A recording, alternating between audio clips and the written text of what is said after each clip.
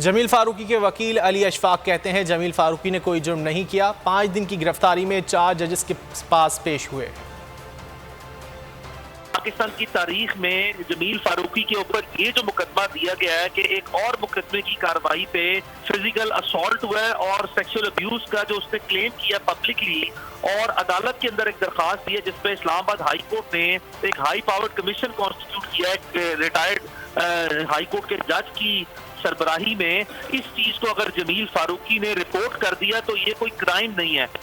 ये बताना बहुत जरूरी है कि जमील फारूकी के 5 दिन की गिरफ्तारी में अब तक ये चौथे अदालत के जज साहब हैं जिनके सामने हम पेश हो रहे हैं। इस वक्त जिस्मानी रिमांड का केस जो है वो कंटेस्ट हो रहा है, जिसमें हमारा मुद्दा ये है कि इसकी मुकदमा खारिज किया जाए और इसकी फौरी हथकड़ी खोली जाए और इसको रिलीज किया जाए जमील फारूकी को। ऑन दी अदर हैंड जो भी पहले इस्लामाबाद पुलिस थी और अब FIA है, उनका कहना यह है कि उनको फिजिकल रिमांड दिया जाए, क्योंकि तफ्तीश अभी उनके मराहिल में है कि हमारा तो मुकदमा अभी कल दर्ज हुआ है और हमारा आज पहला दिन है, तो हमें एक मोहलत दी जाए जिसकी बुनियाद पर फिर अदालत ने ये मुनासिब समझा उसको 2 दिन का टाइम दिया जाए। मैं हूँ जैस्मीन मंजूर और आप मुझे देखेंगे सिर्फ बोल पर।